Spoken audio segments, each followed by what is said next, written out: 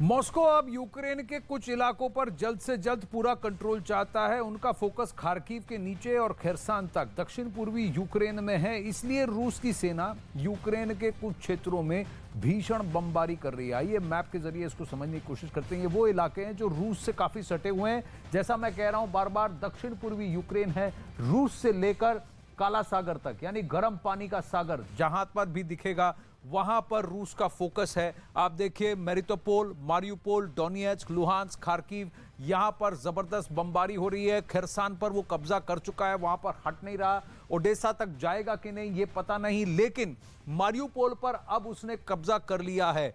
Mariupol का ये बंदरगाह सी ऑफ अर्जरोव में है, जो भी खुद एक गर्म पानी का समुंदर है, और वो बंदरगाह सामरिक तरीके से अगर आप देखें तो बहुत ज्यादा इंपॉर्टेंट है। व्यापारिक और सामरिक नजरिए से ये बहुत महत्वपूर्ण है रूस के लिए, क्योंकि रूस का गर्म पानी का कनेक्शन अगर टूट जाता है तो व्यापारिक तौर से उसको बहुत बड़ा खामियाजा भुगतना पड़ेगा। और दूसरा, सामरिक नीति ये होगी कि नेटो के अगर यहां पर पनडुब्बियां और जंगी जहाज यहां पहुंच गए तो उनकी वो सीधा रूस तक पहुंच जाएंगे और रूस के पास कोई तरीका नहीं होगा अपना बचाव करने के लिए। इसीलिए वो इस डायरेक्शन में और इस इलाके पर फोकस करेगा, खार्किव से लेकर यहां खेरसान तक।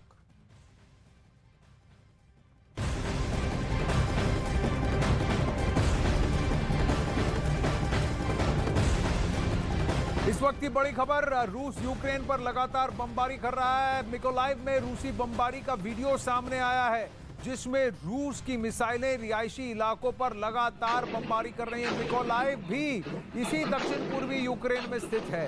वीडियो में कोने कोने पर बमबारी होती हुई दिख रही है। हमले के साथ ही रोशनी और धुएं का गुबार भी उठता हुआ दिख रहा है, और ये धमाके देर रात किए गए हैं। रात के अंधेरे में ऐसा लग रहा है जैसे बिजली चमक रही है।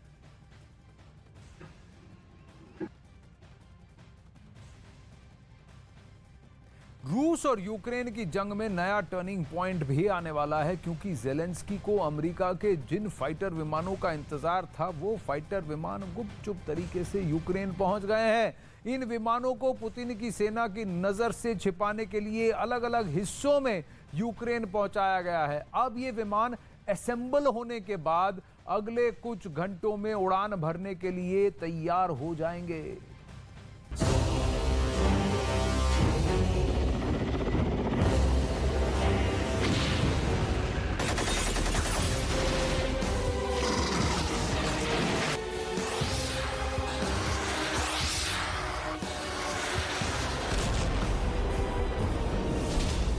खत्म हुआ ज़ेलेंस्की का इंतजार।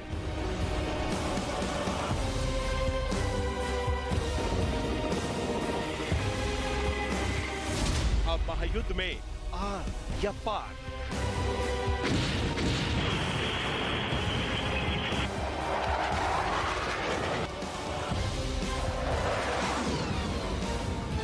महायुद्ध में अब तक सारे फैसले एक तरफा हो रहे थे। एक तरफा इसलिए क्योंकि जंग में तारीख, जगह और वक्त सिर्फ और सिर्फ पुतिन ही तय कर रहे थे, और ज़ेलेंस्की की सेना रूस के हमलों का जवाब दे रही थी। लेकिन अब इस महायुद्ध में सबसे बड़ा टर्निंग पॉइंट आने वाला है। यूक्रेन पहुंचा बाइडेन का फाइटर बेड़ा।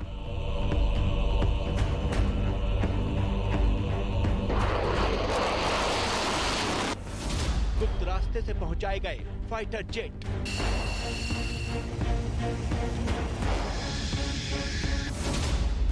जंग में ज़ेलेंस्की का पलड़ा भारी हुआ।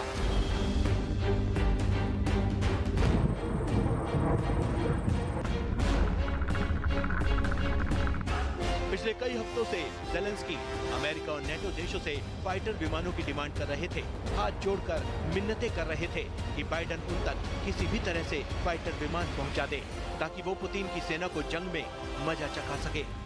До всієї тієї зброї, якої потребуємо, яка є у наших партнерів і яка співставна зі зброєю, яку використовує Російська Федерація, ми б уже завершили цю.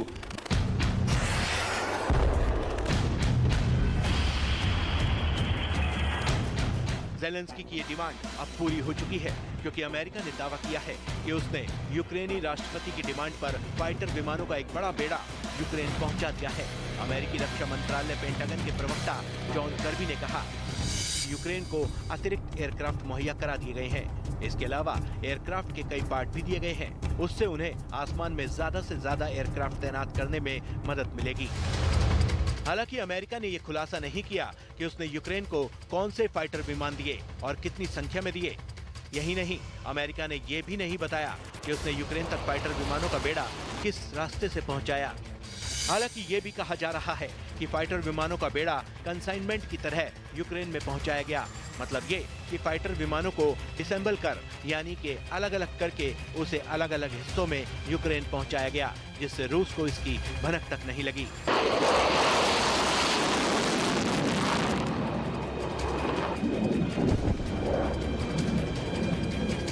अब सवाल ये है कि यूक्रेन तक फाइटर विमानों को पहुंचाने के लिए इतनी गोपनीयता क्यों बरती गई? इसका जवाब है 2 दिन पहले यूक्रेन के ओदेसा से आई ये तस्वीरें। ये 2 दिन पहले की तस्वीरें हैं, जब ओदेसा के पास रूस ने उस विमान को नेस्ते नाबूद कर दिया जिस विमान से यूक्रेन को हथियार भेजे गए थे। इसी घटना से सबक लेते हुए अमेरिका ने इस बार पूरी गोपनीयता बरती। यहाँ तक कि उसने ये तक खुलासा नहीं किया कि उसने अपने कौन से फाइटर विमान यूक्रेन को भेजे हैं, ताकि उन फाइटर विमानों के इस्तेमाल से पहले ही रूस उनकी काट ना निकाल सके।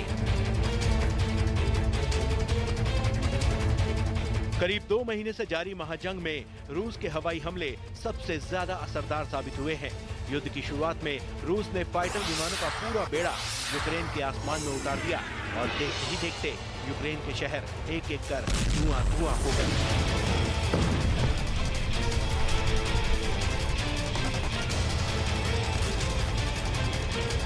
अब बारी यूक्रेन की है, क्योंकि यूक्रेन जिन फाइटर जेट्स की डिमांड कर रहा था, अमेरिका ने वो यूक्रेन तक पहुंचा दिए हैं। जाहिर है, अब जैसे ही यूक्रेनी एयरफोर्स इन फाइटर विमानों को लेकर आसमान में उड़ेगी, युद्ध का पूरा सीन बदल जाएगा और यही अमेरिका भी चाहता है।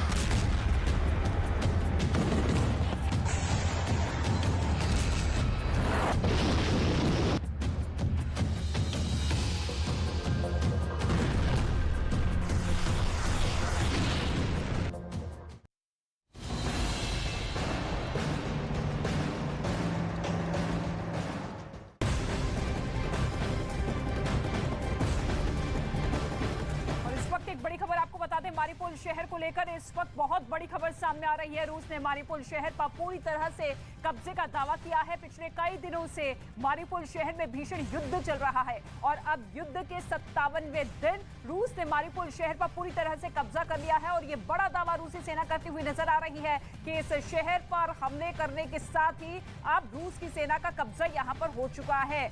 रूस की सेना के आगे यूक्रेन की सेना ने सरेंडर किया है, यह भी बड़ा दावा किया गया है। 57वां दिन है और ऐसे में अब एक एक शहर पर किस तरीके से रूस की सेना कब्जा कर रही है। अब मारिउपोल शहर भी उसी फहरिस्त में जुड़ता हुआ जहां पर रूस की सेना ने पूरी तरीके से कब्जा कर लिया है। इस वक्त की बड़ी खबर आपको बता दें, ये बड़ा दावा रूस की सेना की तरफ से किया गया है कि मारिउपोल शहर, जो कि बेहद ही महत्वपूर्ण शहर यूक्रेन का माना जाता रहा है, और ऐसे में अब इस शहर पर यूक्रेन की सेना का कब्जा ना होकर रूस की सेना ने कब्जा कर लिया है।